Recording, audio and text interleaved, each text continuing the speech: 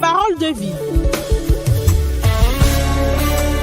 Parole de vie, votre rendez-vous hebdomadaire avec l'église Parole de vie en collaboration avec l'Institut pastoral Bianco Cato. Je n'oublie aucun de tes bienfaits. C'est tous les lundis de 21h à 21h30. Parole de vie, une émission pour découvrir les richesses de la parole de Dieu et recevoir la vie par la parole de Dieu dans vos maisons. Apprêtez-vous pour une demi-heure de paroles inspirantes, de conseils et de moments transformateurs. Préparez-vous à être touchés par la grâce et la sagesse de Dieu. C'est parti pour Parole de vie.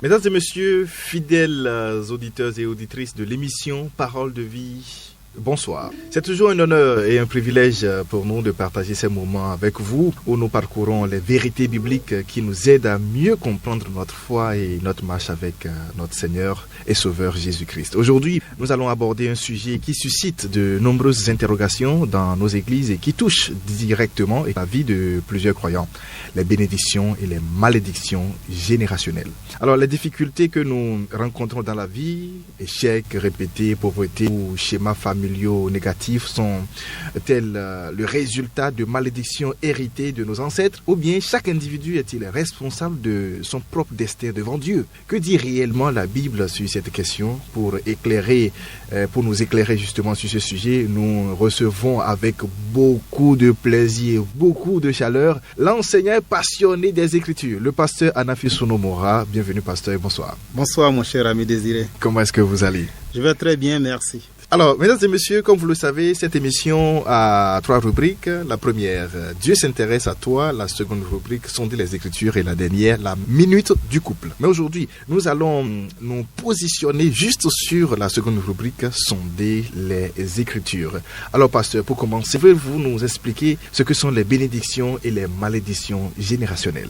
Merci, amis auditeurs et auditrices de votre émission. Je vous salue.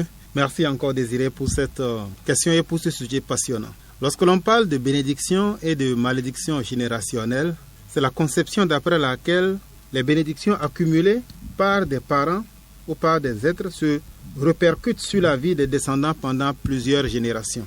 Et comme le nom l'indique, lorsqu'il s'agit de bénédictions, ce sont donc des bénédictions qui se répètent. Et lorsqu'il s'agit de malédictions, ce sont des malédictions qui se poursuivent.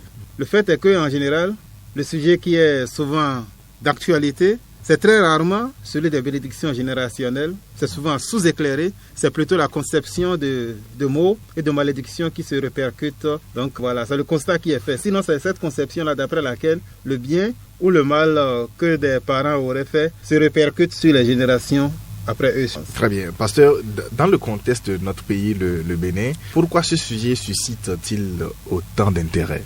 Le sujet suscite autant d'intérêt dans notre pays, en particulier dans les églises, parce que nous sommes confrontés au règne de la peur. Tous, nous avons connu des situations dans lesquelles il y a eu des promesses, il y a eu des menaces, il y a eu des sorts qui ont été jetés. Et venant parfois de familles qui ont eu à avoir des idoles dans leur famille, des familles idolâtres, lorsqu'on se convertit, on se demande si la colère de Dieu qui régnait sur, évidemment, toutes ces personnes-là qui étaient impliquées ne se répercuterait pas sur les chrétiens. Donc c'est d'abord, comme je l'ai dit, le règne de la peur. Mais deuxièmement, je crois que le sujet a pris autant d'ampleur dans nos assemblées et dans nos églises chrétiennes par imitation. On entend quelque part, on se dit, ah mais tiens, ça pourrait être justement l'explication à ce que telle et telle personne vit. Et comme un feu de brousse, cela s'est répandu à la très large majorité des dénominations chrétiennes. Et voilà, c'est, je crois, la raison pour laquelle le sujet préoccupe autant de personnes au Bénin. Alors, comment vous, en tant qu'enseignant de la parole de Dieu, comment vous définissez la transmission générationnelle des bénédictions ou la transmission générationnelle des malédictions? Je crois que c'est une méprise. Lorsque nous allons certainement avancer dans l'émission, on s'apercevra bien vite que la question de la bénédiction générationnelle, de la malédiction générationnelle Et si je peux le dire, tout à l'heure, on aura le temps de peut-être déballer davantage, c'est étrange la Bible. C'est un concept qui est marginal, tout au plus, dans le meilleur des cas et dans le pire des cas, inexistant dans la Bible. Donc, la Bible ne dit presque rien ou très peu sur cette question. D'accord, mais oui, quand on prend Exode, le chapitre 20, Oui. les versets 4, Oui. ce passage évoque quand même les conséquences des péchés des pères sur les enfants. Bien sûr. Comment comprenez-vous ce passage dans le cadre des malédictions générationnelles? Déjà, ceux qui sont fidèles à l'émission Parole de vie savent que le contexte est roi. Donc chaque fois qu'il a un sujet qui est difficile à comprendre, on retourne à la parole de Dieu pour voir ce que c'est. Bien sûr. Donc j'aimerais, avec les amis auditeurs et auditrices, lire le passage en question et voir ce que Dieu dit, pour voir si effectivement il est question là de transmission de malédiction. Je lis donc dans la version second 21, Exode chapitre 20, verset 4, moi j'irai même jusqu'au verset 6. D'accord. Il est écrit, « Tu ne te feras pas de sculpture sacrée, ni de représentation de ce qui est en haut dans le ciel, en bas sur la terre et dans l'eau plus bas que la terre. Tu ne te prosterneras pas devant elle et tu ne le serviras pas, car moi, l'Éternel, ton Dieu, je suis un Dieu jaloux. Oh oui, on rentre encore dans la relation de couple, la jalousie. Dieu dit, je punis la faute des pères sur les enfants jusqu'à la 3e et la 4e génération de ceux qui me détestent. Et j'agis avec bonté jusqu'à 1000 générations envers ceux qui m'aiment et qui respectent mes commandements. Donc le contexte ici, Exode chapitre 20, c'est le contexte des 10 commandements. Et Dieu commence à 10 commandements là en disant, je suis l'Éternel qui vous est sorti d'Égypte, vous m'appartenez. Oui. Et c'est d'ailleurs la raison pour laquelle Dieu dit ici, puisque vous m'appartenez à moi tout seul, je ne vous permets pas, je vous interdis de fabriquer les idoles, à plus forte raison de vous prosterner devant elles. C'est ce qu'il dit au niveau du verset 4. Tu ne feras pas d'image et tu ne te prosterneras pas devant ces images-là. Pourquoi? Parce qu'il a dit dans Exode chapitre 20, le verset 1, vous êtes à moi. C'est moi qui vous ai délivré. Ce ne sont pas vos idoles qui vous ont délivré. Vous m'appartenez désormais. Et c'est la raison pour laquelle Dieu dit, je suis un Dieu jaloux. Donc si vous faites ça, si après que je vous ai délivré, après que je vous ai donné la victoire, que je vous ai conduit dans différentes stations, vous faites maintenant du bois, du fer ou je ne sais quoi d'autre, pour dire que c'est ça qui est votre Dieu, vous me rendez jaloux parce que vous êtes déjà marié, entre guillemets, à moi. Et comme un homme, moi, si quelqu'un vient dire et fait les yeux doigts à ma femme, je me mettrai en colère. Si ma femme prenait un autre pour dire désiré, ah mon chéri désiré, je dis mais comment ça ton chéri désiré? Tu es déjà marié à moi. Donc c'est la même réaction que Dieu a. Il dit je suis un Dieu jaloux. Et cette jalousie-là se manifeste maintenant comment? Sous deux formes. Oui. L'une des formes, c'est qu'il dit ceux qui me détestent, ceux qui me provoquent, je vais les punir jusqu'à la 3e et la 4e génération. Déjà, il ne dit même pas forcément que c'est la 4e génération, il dit jusqu'à. Par contre, il dit au niveau du verset 6, ceux qui agissent et respectent mes commandements, j'agis avec bonté envers eux jusqu'à 1000 générations. Donc, lorsqu'on voit ça, on se dit que c'est un concept qui est étranger au Nouveau Testament. Non, du tout. 2 Corinthiens 11, 2, l'apôtre Paul dit, je vous ai fiancé à un seul homme, à un seul Dieu. Donc, la question de la jalousie et de l'appartenance exclusive est là. Maintenant, pourquoi est-ce que Dieu parle de 4e génération, de 1000 générations? Voyons un peu. Bien sûr, 4e et 4e génération et 1000 générations. Voilà, dans Exode, le chapitre 34, on quitte là, Exode 20, 4 à 5, pour aller dans Exode 34, 5 à 7, si vous le permettez. Oui, bien sûr. Voilà, nous voyons une promesse de miséricorde de Dieu sur 1000 générations. Je trouve que c'est formidable. Voilà. En vérité, lorsqu'on voit que Dieu dit, si vous me provoquez, vos actions auront des conséquences jusqu'à la 3e et la 4e génération. Oui. On peut interpréter ça comme étant une malédiction. Mais Désiré, posons-nous la question. Dans nos églises, lorsqu'on parle de malédiction générationnelle, d'où viennent-elles ces malédictions-là? De Dieu? Les malédictions contre lesquelles nous prions dans nos églises, quelle est leur origine? Les parents ou les erreurs commises par les individus. Voilà, les idolâtres et tout le reste. Oui. Lorsque Dieu donnait ce commandement-là, il donnait le commandement à qui? Il donnait le commandement à des gens qui étaient déjà en relation avec eux. Oui. Donc à des chrétiens. Donc cette loi-là ne s'applique que lorsque, étant chrétien, vous vous détournez. Mon grand-papa qui n'a jamais entendu parler de Jésus, en quoi est-ce que ce commandement-là s'appliquerait à lui? En rien. Et c'est la raison pour laquelle quand les gens brisent comment est-ce qu'on appelle les idoles, oui. C'est un non-sens. C'est un non-sens parce que ce qu'il faut au contraire faire, c'est supplier Dieu pour sa miséricorde. Et c'est ça qui, comme tu le dis mon cher ami Désiré, se passe au chapitre 34. Dans nos églises, quand on parle de malédiction générationnelle, c'est comme mon papa était vaudouci, on m'a jeté un sort, on a proclamé quelque chose, une malédiction sur ma famille, c'est ça qui me suit. Mais ce qui a été proclamé là, est-ce que ce n'est pas Dieu? La malédiction dont il est question ici, là, c'est Dieu qui en est l'auteur. La malédiction générationnelle dont nous parlons dans nos églises, est-ce que c'est Dieu qui en est l'auteur? Non. Donc ce verset-là ne peut pas et ne doit pas être utilisé pour dire que nous avons la preuve de malédiction générationnelle dans nos églises. Dans nos églises, on attaque ce que Satan aurait fait. On va en parler tout à l'heure. Comment est-ce qu'il faut briser ce que nos parents auraient fait. Oui. Mais ce passage-là ne dit en rien qu'il y a la question de génération, de malédiction générationnelle. Parce que ici, d'abord, c'est lorsque quelqu'un est chrétien, donc en relation avec Dieu, comme il a dit au verset 1, chapitre 20, que cela s'applique. Et par la suite, c'est lorsqu'ils l'ont fait que Dieu est l'auteur de la malédiction. Désiré, as-tu le pouvoir de briser une malédiction que Dieu a faite? Ce n'est d'ailleurs pas dans ce sens-là que nous prions dans nos assemblées. Lorsqu'on brise les malédictions générationnelles, c'est ce qu'on aurait fait un envoûtement ou quelque chose. Donc ça n'a rien à voir avec ce passage. Mais une parenthèse, quand vous dites par exemple que le fait de briser les idoles des familles et autres, là, c'est carrément un non-sens. Non, j'ai dit que c'est un non-sens de prendre ce verset-là pour dire que c'est la base ou la preuve qu'il y a des malédictions générationnelles. Ici, la malédiction générationnelle vient, si c'en est une, de Dieu, et non pas des démons que nos parents auraient eu. Mieux, c'est mal comprendre ce passage-là. Dieu nous montre ici, en réalité, qu'il y a une discrépance totale entre ce que les gens vivent. Il dit, même si je suis fâché là, c'est au plus 4 générations. Mais si quelqu'un fait mal, si quelqu'un fait bien et il m'aime, ce qu'il a fait comme bien là, jusqu'à 1000 générations, je m'en souviens. Mais comment se fait-il, mon cher ami désiré, que le mal que quelqu'un a fait pendant 4 générations avant nous est toujours plus puissant que le bien que d'autres personnes auraient fait et qui en réalité 1000 générations plus tard est encore efficace? Comment est-ce que 4 peut être plus puissant, 250 fois plus fort? Parce qu'on a dit 4 contre 1000. Donc théoriquement, si on prend ce verset-là mot pour mot, la bénédiction générationnelle entre guillemets aurait dû agir jusqu'à 1000 générations dans les enfants de Agbessi Désiré, parce que Agbessi Désiré aime Dieu. Maintenant, si un des enfants de Agbessi Désiré devient maintenant un idolâtre, comment se fait-il que la bénédiction que toi tu as eue comme réserve jusqu'à 1000 générations, la malédiction d'un de tes enfants annule ça? Pas du tout. C'est pas réaliste. Donc je dis, faisons attention déjà avec la question de malédiction et de bénédiction. Mais venons, de bénédiction, pardon. Venons maintenant au chapitre 34. Je trouve le chapitre 34 exceptionnel en ce sens que il démontre toute cette théorie-là. Dans Exode 20, Dieu est la source éventuelle de ce que nous appelons malédiction ou bénédiction générationnelle. Ce n'est pas Satan. Ça, c'est un fait. Mais regardons Exode 34.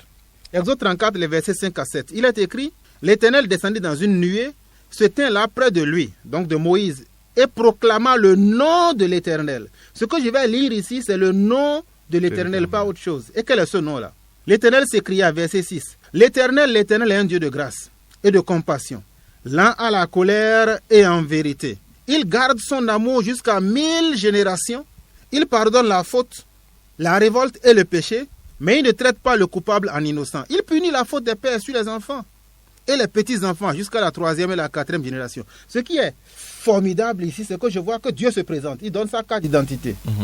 Et il dit, quelle est ma carte d'identité? Ma carte d'identité, c'est que voici mon nom. Je suis un Dieu de grâce, un Dieu de compassion, un Dieu qui est lent à la colère. Donc, ce n'est pas un Dieu, même s'il est jaloux, il ne frappe pas aussitôt. Il est lent à la colère, il donne encore une chance. Il est riche en bonté et en vérité.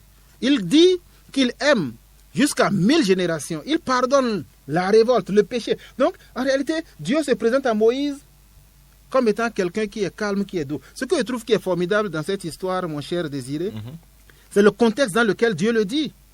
Au chapitre 32, juste quelques jours avant, Israël venait de faire le veau d'or. Nous sommes au chapitre 34, ce que je viens de lire là, où Dieu se présente à Moïse en disant, voici ma nature, voici qui je suis. Je suis lent à la colère. Et là, il inverse l'ordre. Dans Exode 20, il avait commencé en disant, je punis les péchés sur les enfants jusqu'à la 3e et la 4e génération. Ici, c'est marginal. Il le dit juste à la fin, mais il prend le temps de dire, je suis lent à la colère, je pardonne, je suis doux, je ne me fâche pas.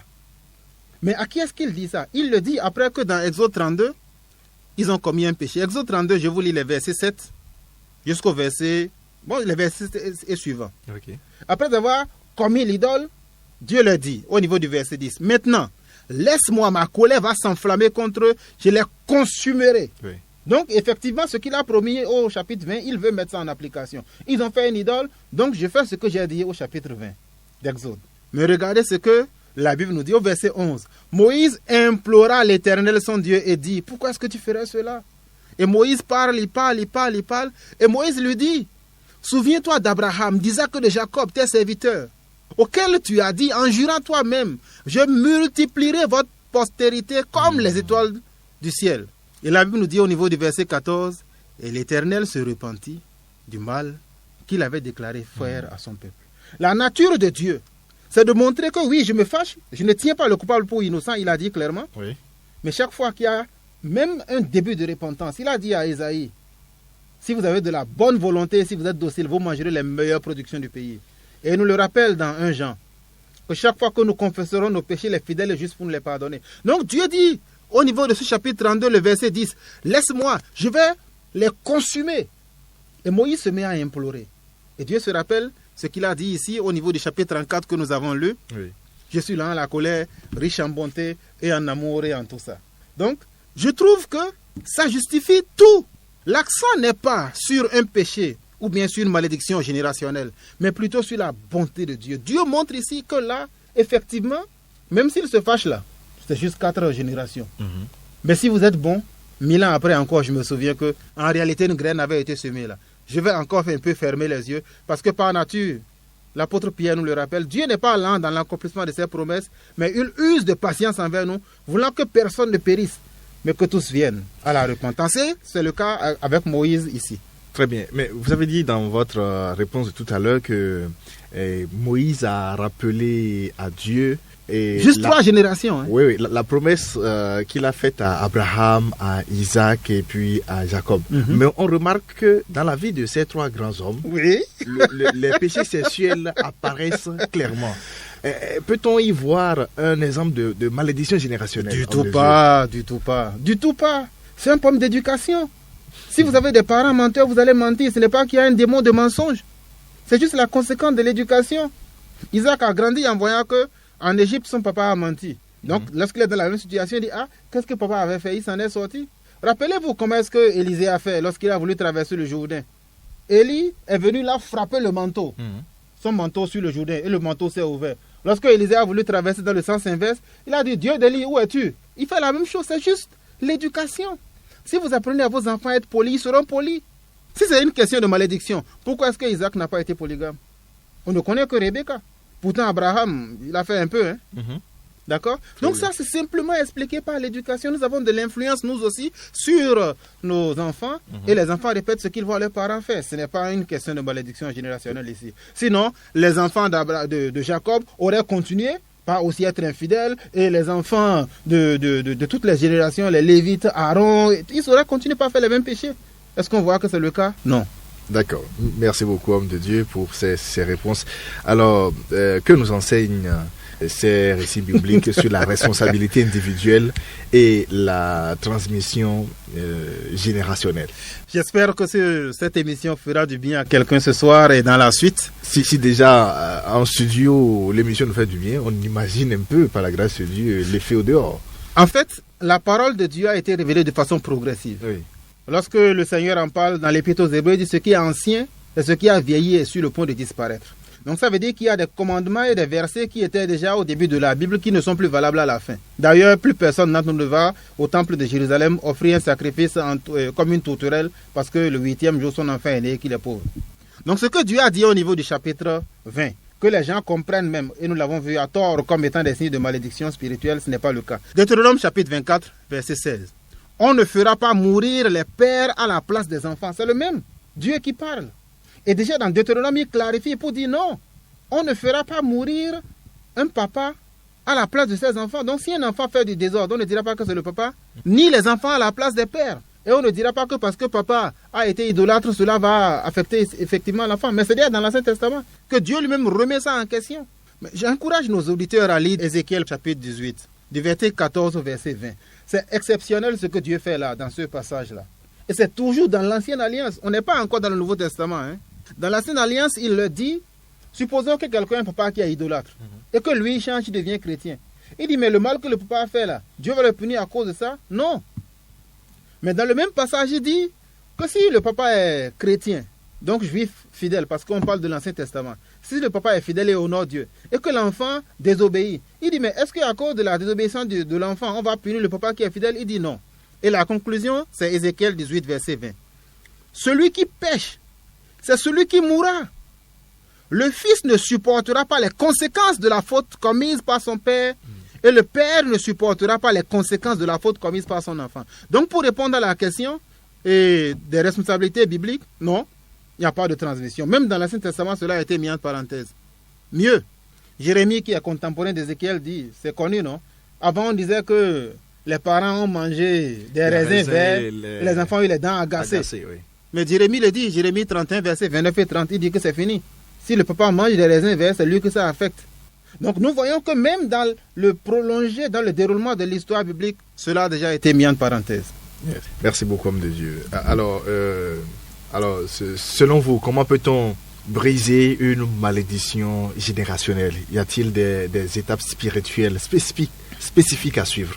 Déjà, le mot de malédiction générationnelle, nous voyons que ça a été démonté à travers ce que la Bible a dit. Mais il n'empêche qu'il y a des comportements et des attitudes que nous voyons qui se répercutent de génération en génération. Premièrement, il y a une chose qui est importante. Déjà, ne démonisons pas tout. Mon papa a peut-être été alcoolique, ce n'est pas pour ça que je dois être alcoolique. Je décide si je vais être alcoolique. Mon papa frappait sa femme, battait sa femme, ce n'est pas pour ça que je vais être le Soweto de mon couple. Non plus. La Bible nous dit clairement, et c'est ça que j'aimerais dire, comment? C'est ce que la Bible promet. Si quelqu'un est en Christ, 2 Corinthiens 7, 17, il est une nouvelle créature.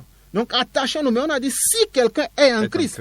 Oui. Donc il faut qu'il soit en Christ. On n'a pas dit qu'il faut qu'il soit à côté de Christ. Ou bien derrière Christ ou devant Christ. Non, il doit être en Christ. Donc celui qui vit dans une relation intense avec le Seigneur Jésus-Christ, il est mis à l'abri. Mieux, et c'est peut-être là une belle conclusion de cette émission. Jean chapitre 8, le verset 36. Si le Fils vous libère, vous serez réellement libre. Qu'importe ce qu'ont été mes parents, qu'importe ce que j'ai été moi-même dans le passé, lorsque je suis libéré par le Christ en lui donnant ma vie, le poids de ce que j'avais été dans le passé, dans le mal, est brisé. Non pas par mes propres efforts. Autrement, Christ serait mort en vain. Si notre libération n'est que partielle en ce qui concerne le poids de du péché de nos parents, Christ est vraiment mort en vain. Merci beaucoup. Homme de Dieu, je me pose une question. Et si cette émission suscitait des interrogations dans le rang des auditeurs et de ceux-là qui nous ont suivis, comment pourront-ils vous joindre et peut-être échanger avec vous, ou aller à l'IPBK, échanger avec vous?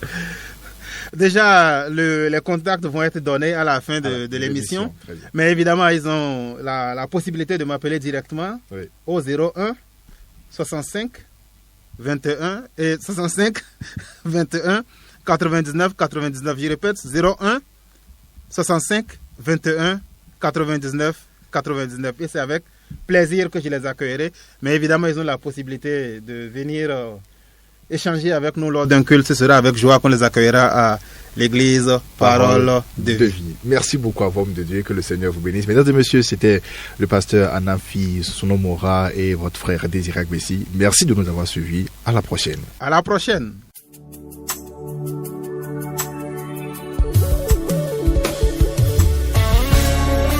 C'est ainsi que se termine votre émission Parole de Vie. Merci de nous avoir écoutés. Nous espérons que vous avez été édifiés et inspirés. Rendez-vous lundi prochain à la même heure sur votre radio, Radio Maranatha, la 103.1 FM. Pour toute question ou pour plus d'informations, appelez-nous au +229 65 21 99 99 ou +229 94 57 85 85. De paroles pour te louer.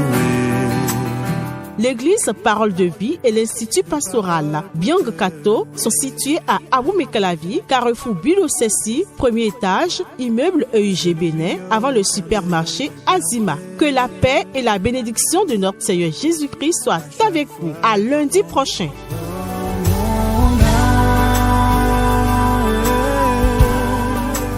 Mais